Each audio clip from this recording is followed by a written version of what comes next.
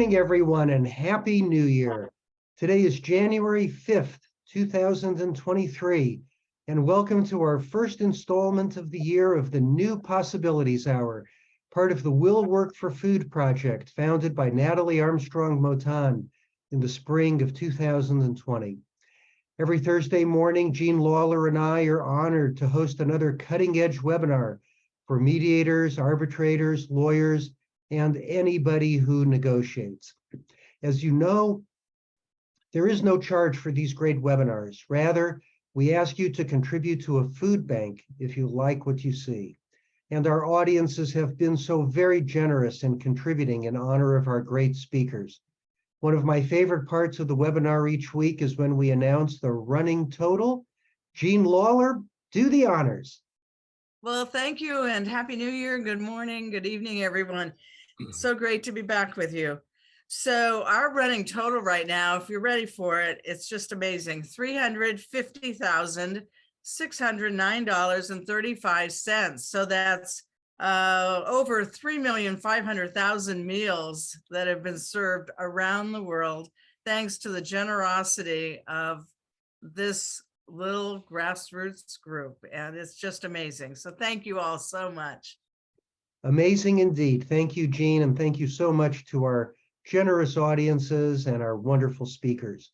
We're going to start the new year off with a bang. A wonderful speaker, Dr. Mark Goulston. Mark Goulston, MD, is a business psychiatrist and coach who focuses on freeing people's minds by having them open up about thoughts that eat away at them that they've rarely told anyone. That frees them to having realizations and breakthroughs that they have never been able to have. He's the author or co-author of 9 books, translated into 42 languages, with his book Just Listen becoming the top book on listening in the world, and his book Talking to Crazy, How to Deal with Irrational and Impossible People, going viral in Russian. He's a former UCLA professor of psychiatry, FBI and police hostage negotiation trainer, and he hosts the highly ranked podcast, My Wake Up Call. One of his singular missions is improving teen mental health and preventing teen suicide. He's the executive producer of the documentary, What I Wish My Parents Knew. In addition, he recently received the Shine the Light Media Award for his focus on mental health from the Los Angeles County Medical Association. Mark is also a dear personal friend of mine, many years standing, and has given me a lot of wonderful advice on personal and professional issues throughout the year, and I treasure his friendship. Mark, with that, please tell us a little bit about the food bank to which you would like people to contribute if they are able, and then on with the presentation. The floor is yours. You know, one of the best things about hearing great things about yourself is it gives you something to live up to. So, the West Side Food Bank. Well, I picked that because I live in the West Side of Los Angeles, and like all the other food banks, it helps a lot of people. I want to share an anecdote from my practice. I hadn't thought about this, but years ago, when I was practicing psychiatry and psychotherapy, I would often see depressed people. And I remember on some occasions, and this is how you open people up, by the way. It's something I call the 5 reallys. People, when they talk about something, you repeat it to them and say, I understand that. I understand you're depressed, but what's really going on? Well, you know, I don't find any enjoyment in anything. And sometimes I think I'm a burden to people. Yeah, I understand you could feel that way, but what's really going on? And when you get to the 4th or 5th really, people open up. And that's what you're trying to do. I mean, if you're mediating and you take people aside, you might say, what's really going on? What do you really want to get out of this mediation? And with some of the depressed people, when I got to the 5th, what's really going on, some of them would say, I don't think I deserve to be happy. I'm self-absorbed. All I think about really is myself. I don't really care about other people. So maybe, just maybe, I don't deserve to be happy. And I said, really? I have a homework assignment, and I would give them a box of healthy snacks. And if you live in Los Angeles, you can't go for a walk almost any place, sadly, without passing a homeless person. And I said, here's your assignment. Every day, if or when you see a homeless person, I want you to have these healthy snacks in your pocket. And when you see the homeless person, I want you to reach into your pocket before you get close to them, because you don't want to scare them, and you don't want to reach into your pocket when you're upon them, and have an outstretched hand as you approach them. Identify yourself. Hi, my name's Mark. What's your name? And homeless people have names. You know, that may surprise some of you, but they have names. They're people. And I want you to do that.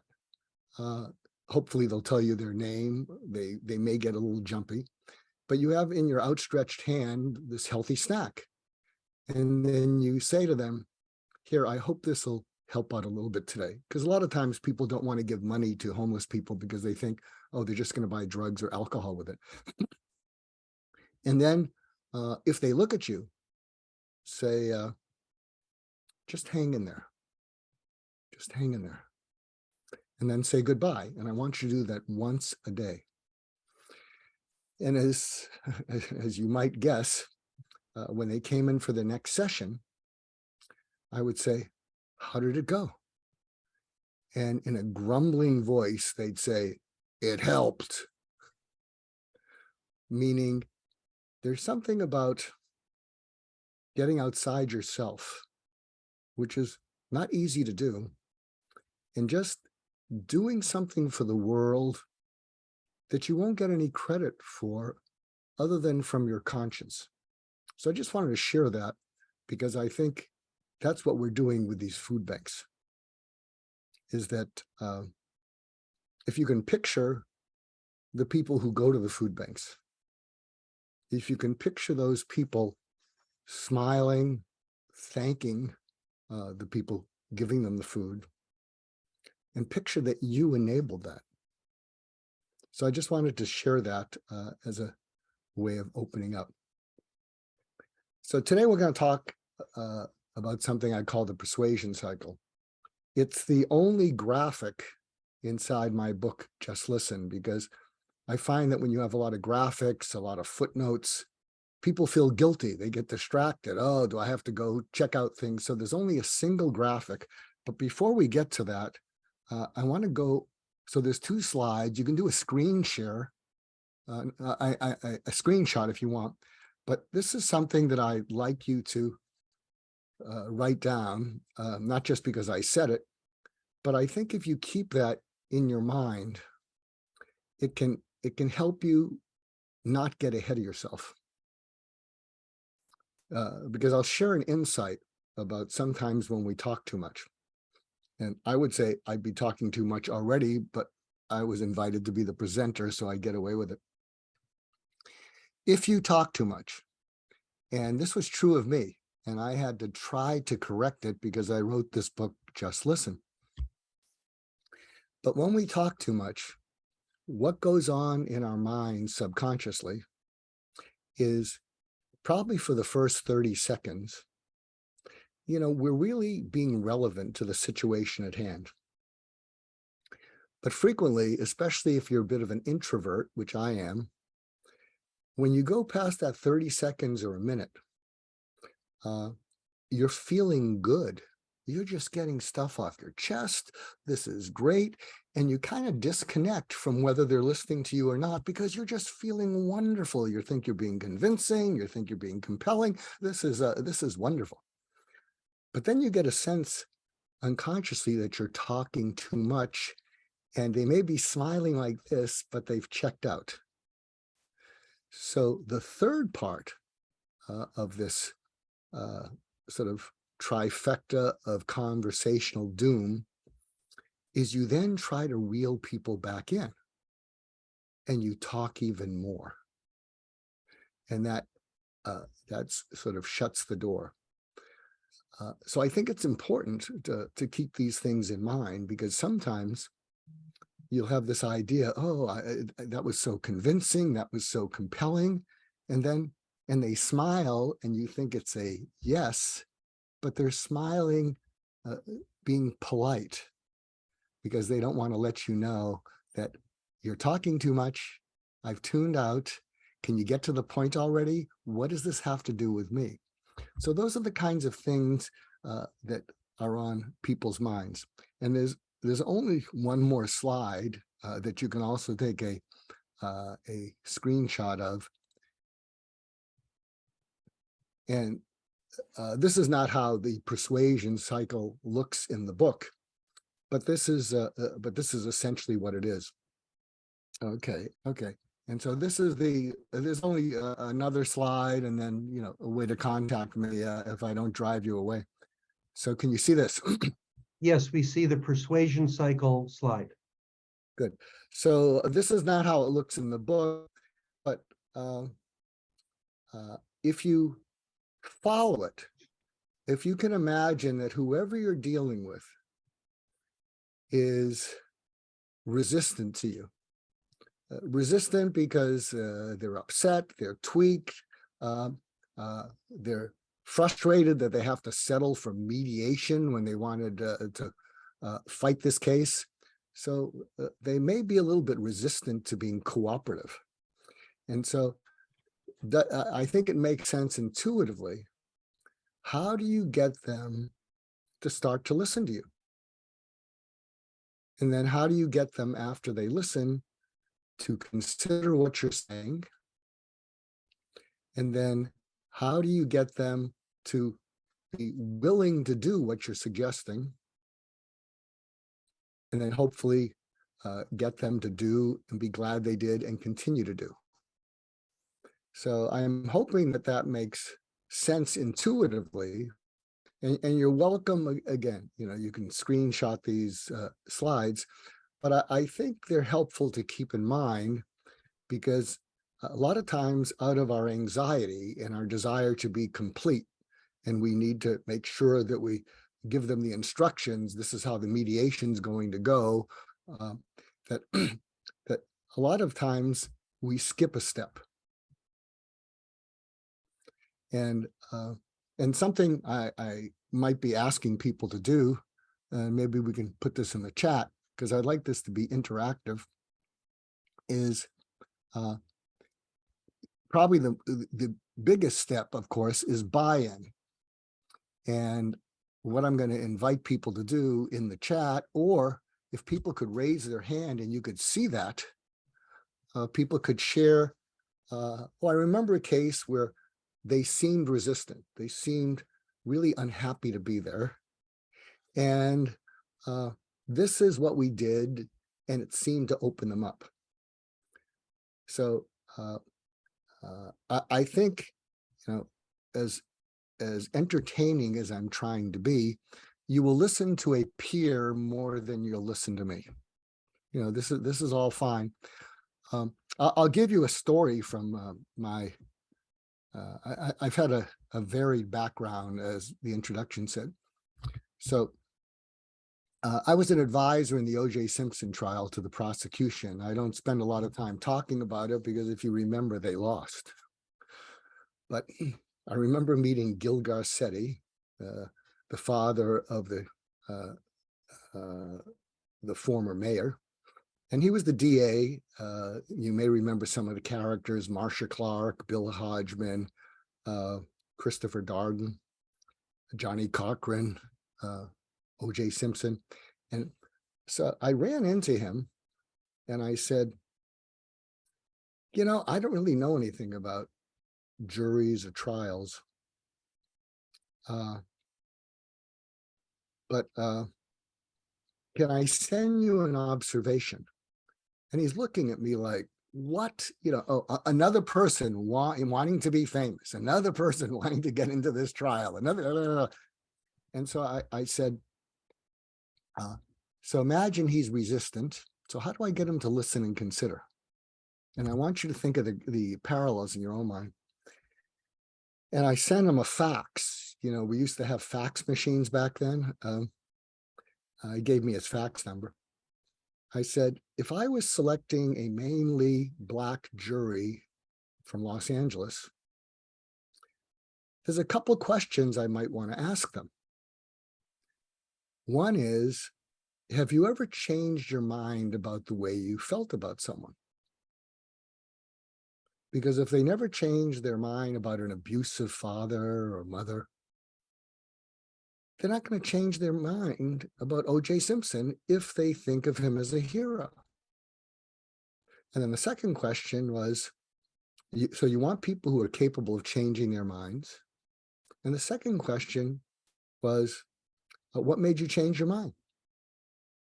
And if they come up with logic, you better have a lot of really convincing evidence. And if what they come up with sounds kind of emotion driven, you better have a compelling and riveting case. So I sent that to him. And then he responded and he said, spoke with Marcia and Bill Hodgman, and we never would have thought of that ever. It was so obvious. Would you want to join us? Because this is looking to be, kind of an interesting trial. And we don't want you in our strategy meetings. We'd like you to, come to court when you can, and then just fax us some of your off the wall ideas. And we won't even tell you when we're using them. But it might be interesting for you. So what caused them to listen and consider what I had to say? Well, I think if the first response from the other person is, I never would have thought of that, and that is relevant. So it needs to be relevant to what they're trying to accomplish. So what is it that you can say to a client or a case, to people where they might think, I never would have thought of that, and it's relevant? Another way to get through to people is when people's first impression of you is, how did you know that about me when I didn't tell you anything? And if you can deliver something like that, that's non-judgmental, people are intrigued. They're intrigued and they want to know, what else? What else do you know about? In the introduction, it mentioned that on LinkedIn, you'll see that my profile is a free your mind coach.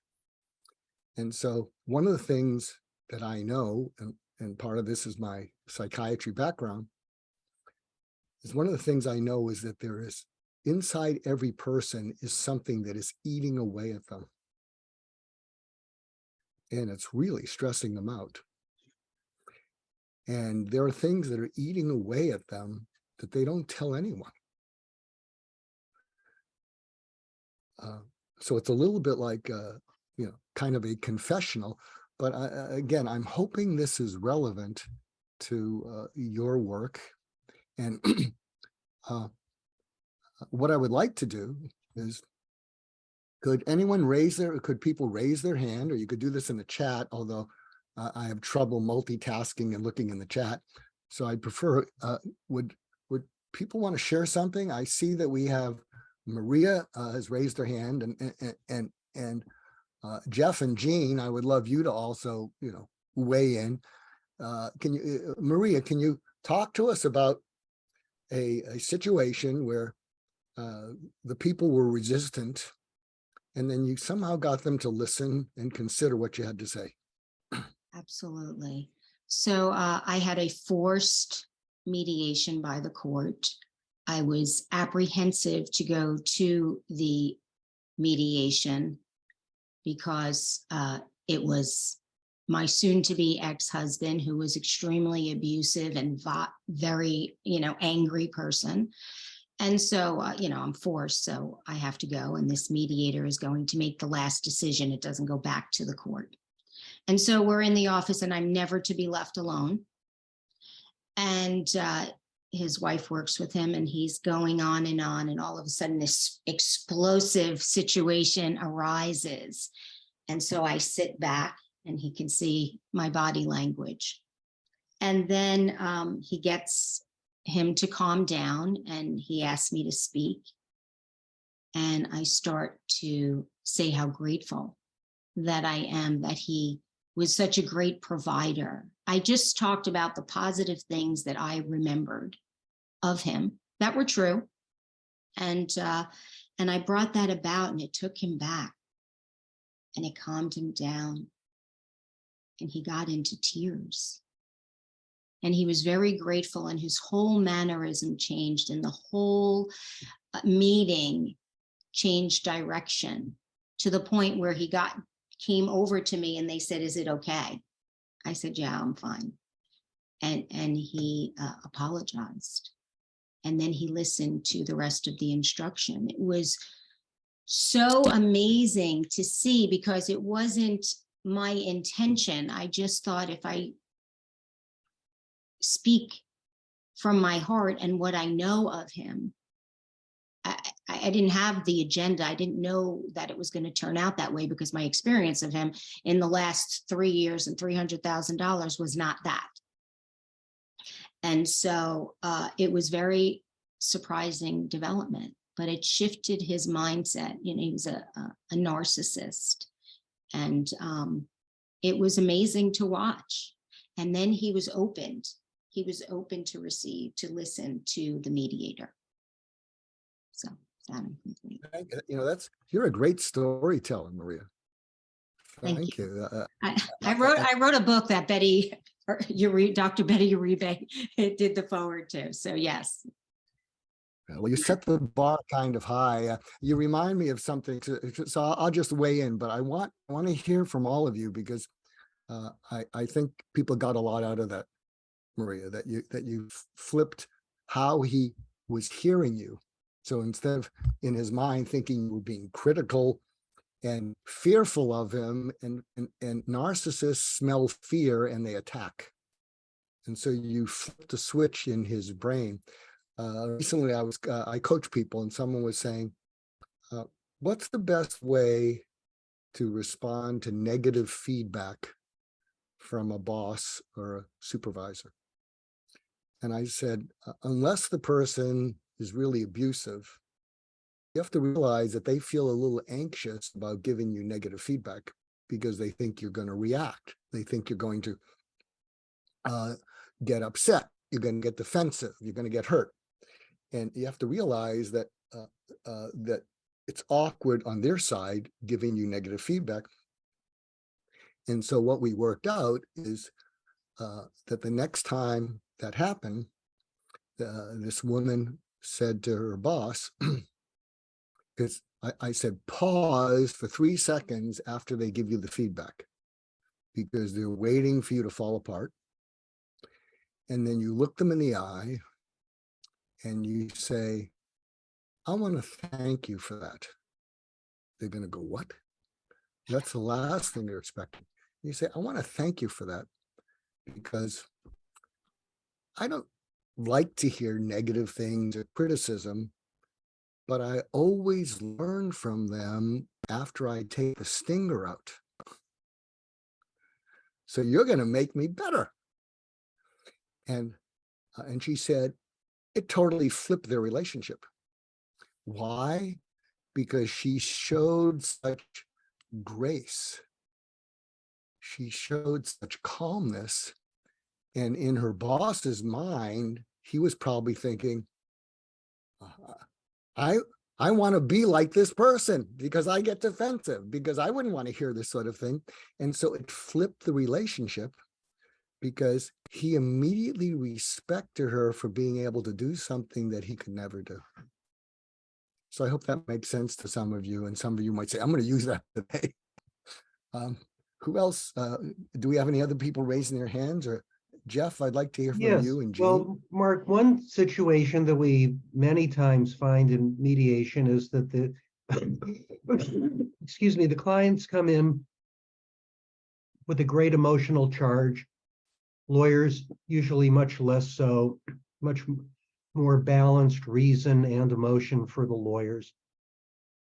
And there's a question of how do we get the clients to consider possibilities in settlement that they hadn't taken seriously before, or perhaps hadn't really considered at all before, but which their lawyers know are probably where this case is going to go if it's going to settle. And I find many times the client has to see their lawyer as their champion, their gladiator, their fighter, and really engage in the effort to try to get that gold-plated solution for the client. And after enough hours, usually by 2 or 3 or 4 in the afternoon, the effort is not going anywhere. The other side is not going to pay or take what the one side thinks ought to take place.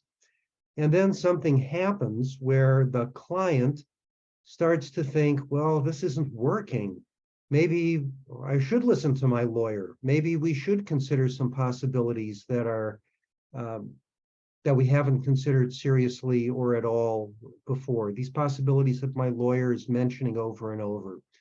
Can you comment on what the psychology is that's behind that, and how we as mediators can help to catalyze in clients' minds the possibility of considering different sorts of settlements than the ones they were considering when the mediation began? So at the beginning, what you're often dealing with is someone who needs to be right and can't stand to be wrong. And that is what's holding onto their mind. I may not be right, but I'm certainly not wrong. And one of the ways to shell that out, because the more you can get people to express what's going on underneath, the more that they are likely to listen to you. So something that, tell me if you think this is doable, Jeff, or other people can weigh. If we imagine that inside their minds there's a continuum between they dreaded coming to the mediation, and at the other level is they were glad to be able to put this situation behind them. So if you imagine that that's the continuum in their mind, they're not consciously aware of it, but one of the ways you might empathically prepare them, and you might take them aside, or you may take them aside with their lawyer and say, what we've discovered is that most people, when they come to a mediation, there's a part of them that dreads it, for whatever reason. And but if it goes okay, there's another part of them that would just be glad to have this finished so they could turn a corner. So on a scale of 1 to 10, where 1 is dread and 10 is I'm not happy about this, but I'm glad we were able to do it. As we get started, where are you? On a scale of 1 to 10. And then whatever they say, they're participating with you. And then you could say, what would need to happen to move you, if you're a 4, to move you to a 6. And then what you want to do is in their mind, they know in their mind that why they're there is because their lawyer, other people think this would be better for you to settle than drag it on and all the time and money and stress. But the more that you can get them to brainstorm with you, and why would that increase your willingness? And can you give me a situation in your life that you dreaded and you were able to move past it? So what you're doing is you're trying to tap into all the experiences in them. There's many things that I have done in my life, and I have a company that we may wake up again called Michelangelo leadership. And the idea, actually, it's called Michelangelo mindset, I think. And the idea is that Michelangelo famously said, I saw the angel in the marble, and I carved until I set it free. So if in your mind you can think that if they're there, if they've agreed to this, even if they're kicking and screaming, that inside them is the willingness, maybe not the eagerness, but the willingness to come to some sort of an agreement. Your challenge is to carve away everything that's getting in the way of that. And if your intention is that you believe it's there, that they wouldn't be in this room if there wasn't a part of them that was sick and tired of being mired in this conflict that are just taking time, money, and producing stress in them. And so if you can imagine yourself as a Michelangelo mediator, your challenge and opportunity is to carve away. Well, what's getting in the way of that? So does that make any sense, Jeff? Absolutely, Mark. And sometimes we are met with the rather wooden and frustrating response, kind of two-dimensional response. Well, they should just offer us more money, or they should just agree to take less money, depending on which side of the equation they inhabit. And sometimes it's difficult to get through and really have those kinds of conversations with the clients. Sometimes their lawyers will say, look, let's just get down to the bargaining. We don't need this touchy-feely stuff. How do you recommend dealing with that commonplace challenge? Well, I think the more that you have skin in the game as the mediator, the more they're willing to meet you. The more that you are purely transactional and wooden, the more that enables them to stay stuck. So there's a term that I use called the wince confrontation. And what that means is you wince because you're sharing something that you know is going to be painful to them. And you may take them aside and go, everything you're asking for is reasonable. It's just not realistic. Reasonable, it makes sense that you feel entitled to that. They owe you that. They owe you all this sort of stuff. But realistic is what's likely to happen. And you want to show that you're empathizing with the pain of having to settle for that. And again, I think the more that you tap into them, can you think of a situation in your life that dragged on, and your main regret when you finally settled it is that you didn't do it earlier? So do you follow me? So I'm a great believer that the more that you can evoke stories from people, the more they're connected to what they're saying, and the more you're trying to get them out of that transactional wood mindset. And Mark, oftentimes we as mediators, many mediators, think that one way to get through that wooden two-dimensional approach is to have people in the same room, what we call the joint session, where people have an opportunity to listen to each other's lawyers at least, and have an opportunity perhaps to participate if their lawyers think it's okay and actually speak. As mediators, we think that can go a long way in many cases to reduce the demonization of the other side, the impersonal views that people get of the other side as demonic monsters, by actually seeing them in the flesh. And many times as mediators, we are met with resistance from lawyers and sometimes clients. Oh, I don't want to be in the same room as them. It'll just evolve into an argument.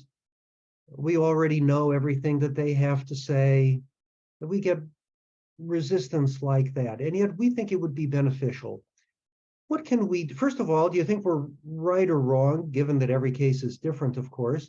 And what can we do to try to promote that kind of human to human contact and overcome resistance to it? Well, my background is I'm a medical doctor, and I am very sensitive to creating a surgical field. So even though I wasn't a surgeon, I remember when I rotated through my surgery clerkships, the surgical field is you don't let anyone mess up with it, mess around.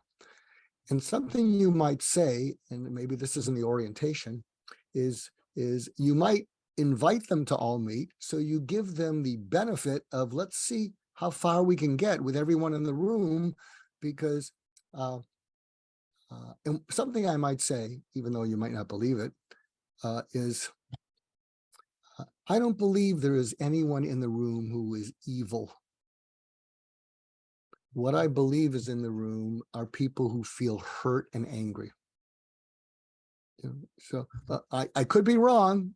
Someone here might be evil, but I don't believe that. And I want to give us the chance to be in a space where you can see that there's no real evil people here. Yeah, there can be mean-spirited, upset, whatever. And what I'm going to do is I'm going to give you the benefit of the doubt to see, how we might be able to work things out, because when we're in each other's presence, whatever the other person's saying, their body language, it's not left to your imagination. It's right there. And what I'm going to do, here's the surgical field, is when I get a sense that anybody in the room is reacting more and listening less, rather than trying to talk the person out of it, in that room, I'm going to call a timeout. And whoever that person is, and it could be the attorney, it could be whoever, it's like a sidebar. And we're going to go somewhere, outside the room, and say to the other people who aren't reacting, go grab a cup of coffee. And then what I'm going to do is find out what is triggering you. I know I couldn't help but notice that something triggered you, and when it triggered you, you stopped listening, because when people are triggered, they can't listen. So what was that? And then I would again try to draw that out of that. Well, he said or she said, and it's just like, oh wow, I can understand that. I can understand why, going forward, you're probably not going to reconcile. But I get them to try and talk that out of them, out of themselves. There's a technique in my book, Talking to Crazy. It's called the FUD crud technique. And it's called FUD crud because that makes it memorable. And what FUD stands for, and you can use this in your relationships, in your marriages, with your teens. When someone vents, think to yourself, FUD crud, FUD crud, FUD crud. When someone vents, let them vent. Don't react. Pause for 3 seconds. And I bring that up because often when they're doing that, they're trying to manipulate you. What they're trying to do is they're trying to get you so angry that you're off balance. The way that difficult people get the better of us is they push us into our rage, and we're uncomfortable with it. So knowing that they're trying to do that, what you say to the person, because they're a little bit perplexed that this manipulation didn't work. What's going on? And the FUD crud approach is you look at them and you say, you seem frustrated and I think you're holding back. What? Yeah, you seem frustrated and I think you're holding back because I think you're also upset and disappointed. So can you tell me what you're frustrated, upset, and disappointed about? And what you want to do is you want to milk from them each of those. And see, if you say to someone, stop being angry, you sound angry, they get defensive. That's why we use the word upset instead of you're angry. I'm not angry, but it's so counterintuitive. And you find out, so what is it that you're frustrated about? What is it that I did or failed to do that's got you frustrated? And you want to get that out of them. And then you say, and from the sound of that, if I was you, I'd be upset. What is it that you're upset about? And you milk that out of them. And what you really want to do is get them to, what are you disappointed about? Are you disappointed in me? Are you disappointed in yourself? Are you disappointed in the situation? Here we are again, and it never gets better. But can you see that by approaching this, when you can get the conversation into what are you disappointed about, that they're calmer? Does that make sense intuitively all to anybody? Yes, and it takes some high degree of self-confidence and maturity, Mark, doesn't it, to say, are you disappointed in me? And what have I done to lead us to this FUD, the FUD part, right? Frustration, upset, disappointed. Oh, but I'll tell you, it is magic, especially when you say, and it's not what have I done or what have I failed to do. I'll tell you, if you're doing this with a partner or a spouse, and some people have said to me, it was the best conversation we've had in years. And some people have said, how do we make it even better? So when they get to the disappointed stage and they're calmer, what you say to this person is, at my worst, how awful can I make you feel? What? Yeah, at my worst, how awful can I make you feel? Have I ever made you feel that you weren't worth my undivided attention? And again, you don't defend yourself at all, because you watch that what's happening is they're getting stuff off their chest that they've never gotten off their chest. And then the next step is, take me to the worst moments for you. And again, rather than getting defensive, what you're seeing is, oh my God, we're having a conversation like we've never had. And then again, even you may not even remember it, but you don't make them wrong. And what will happen is you, without being controlling, you're in charge of a conversation that could flip your whole relationship. And then what they may do, because you're not getting defensive, you're inviting them to get off their chest, they may even start to cry with relief because they hate hating you. And then if you're fortunate and it gets to that point, it may be so intimate that they can't look you in the eye. They're just crying. And so we're talking about a personal relationship here, but hopefully there's some value in this. And at that point you say, look, so it's okay, look at me. And then that's where you totally own it. You say, I did that.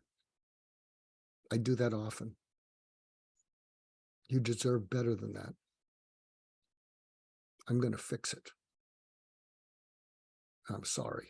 Mark, it's very profound. Who couldn't benefit from that in terms of personal and intimate relationships? When we're in a mediation, a commercial case, we don't really have those, we likely don't have those kinds of intimate relationships. Well, you can drill in, but when you drill into the Yeah. disappointed, if you can get the FUD going, you seem frustrated, I think you're holding back, and you get them to calm down, and you get them to really talk about what they were disappointed in. And then if you can say, and this can flip a switch in them. When they talk about that, you could say, let me ask you, did you feel more hurt from that or angry? And if you're lucky, and they can say, I was hurt. But can you imagine in your minds or empathic eye, any of you listening in, that's going to change the conversation, and then you can lead them to, so what happened is that hurt kept going on and on and on, and it crossed over into you're getting angry. Is that true? Or let's throw in there fear. You not only felt hurt, you felt afraid. Is that true? And so do you see the process that I'm suggesting? So you're right. It's look, if you're doing a mediation, it's a long day. And if you can do some of these things, what I would like to hear from people, because I like to be relevant, and you're probably thinking, well, he's a therapist, what are you going to do? But I would like to know that can people raise their hand, because I don't want to waste your time, or in the chat, is this relevant? Because we have time. We can take it any direction you want, and I'm here to be of service. Mark, while we're awaiting comments, you had mentioned FUD CRUD. Is there, does the CRUD stand for things as well? No, the CRUD is just being cutesy, because it makes it more memorable. Got it. So Ben Bertram has his hand up. Ben, would you like to ask a question? I would. Thank you very much. Mark, I'm a huge fan. I read through Just Listen, really changed my life. It's a very impactful book, and I practice it all the time, and it's amazing both to see the internal and external dynamics for helping walk people through the persuasion cycle, and also helping to walk myself through it a lot of times. And just so anyway, it's a classic, and I go back to it over and over. So first, I just want to say thank you for that. And second, I'm struggling with tendencies of codependency, and my relationship with my wife is somewhat codependent. And you do talk about in your book as far as like toxic people and avoiding these types of situations. And I guess, do you have any advice? Like, I don't really know quite what to ask, other than like, how does a person? I don't know. Yeah. So there's something very disarming about saying to someone sincerely, I need your help with something. And if you say it in an inviting tone, they're going to be curious. So the tone can't be, I need your help with something. And hopefully that person will say, what? And I'll tell you, when you can speak what feels true, it is so freeing that it doesn't matter what they say, because you can say, I can't be more open or gracious than I just was. So I need your help with something. What? I'm getting very close to wanting to avoid you.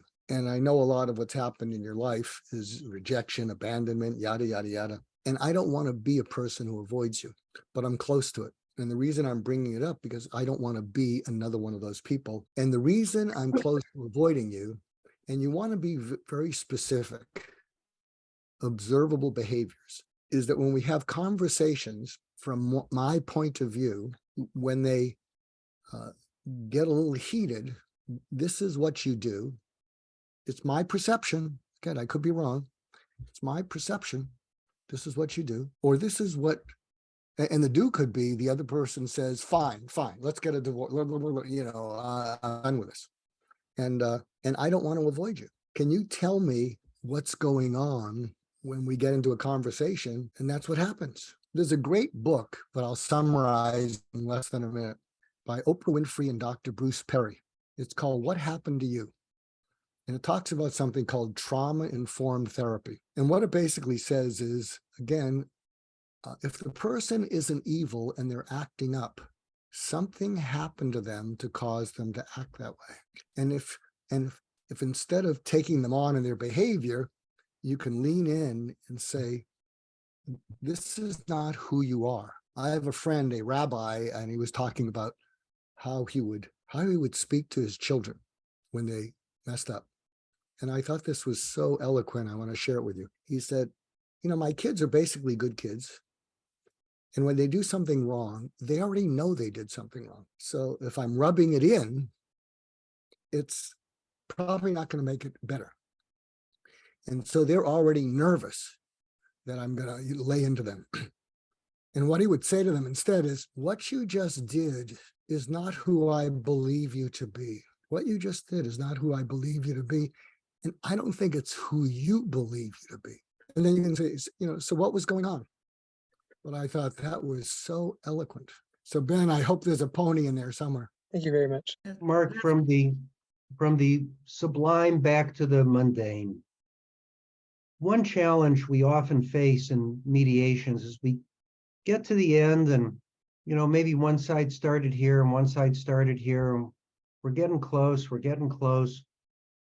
and nobody wants to go last. People think that the idea of splitting the difference is kind of an unprincipled way. Nobody wants to abandon the negotiation. We can't get people to take that last step. What are your thoughts on how we can encourage people to do what is obviously in their interest at the end of a negotiation to get it behind them, but which they seem reluctant to do? Well, I would take them each aside and say, thank you for cooperating. Thank you for the progress we've made. I think where we're at right now is you don't like where we're at. You don't want to leave until you're okay with it. So we're kind of in the psychological battleground. I don't like this, but it's possible to not like something and be okay with it, because the benefits of being okay with it, and we spent a long day doing this, is you might be able to put this behind you. I mean, you might be able to move on, and so help me flesh that out, because that's where you want them to end up logically. I didn't like the result, but I'm glad we got there because I'm okay with it. And now I think I can move on. So does that make sense, Jeff? So you give them that vocabulary and you pull from them, what is it that you don't like? And so what you're planting in their mind is the possibility. A lot of people who are black and white, well, how can you not like something and be okay with it? Well, because it gives you the benefit of moving on. And if you don't move on, it just extends the process. Time, money, stress, and plus something I might throw in. And again, I believe that people, it's the Michelangelo that, even though they're frustrated and angry, that there's a decent streak in them. I might say, and this is why you're making a pitch for the benefits of moving on, is how is this situation impacting your relationships with other people? They say, what? If you're like most human beings, you're frustrated here and you're kicking the dog somewhere else. That poor little dog who loves you. So anyway, so I hope that helps. We have some hands raised, and yes, I can go. Steve Sheldon, we have just a couple minutes left, so quickly, please. Hi, Steve. Dr. Goulston, I do mostly family mediations, and one of the more difficult areas that really transition from law into emotions deal with long-term marriages, usually a wife who is older in her 50s, mid-50s, where the issue of spousal maintenance is very important to her. There may be limited retirement assets. And I really appreciated your comment about the wincing or empathic sharing with the person that what they're asking for is reasonable, but not realistic. And I would appreciate your thoughts and any ideas on how to move a case like that to a resolution where the desire is unrealistic on the part of the spouse regarding spousal maintenance. How do I drill down and successfully resolve those kinds of issues if you have any suggestions? Well, I think one of the things you can say to either party is, I'm not here to judge whether you should get everything you want or not. I am just stating a fact that if the other person feels that what you're asking for is unfair, unrealistic, and in their mind, they don't feel you deserve what you feel entitled to, it's not going to work. So again, you're planting seeds that you want to draw out of them. You could say, everything you're asking for, I'm not here to judge whether it's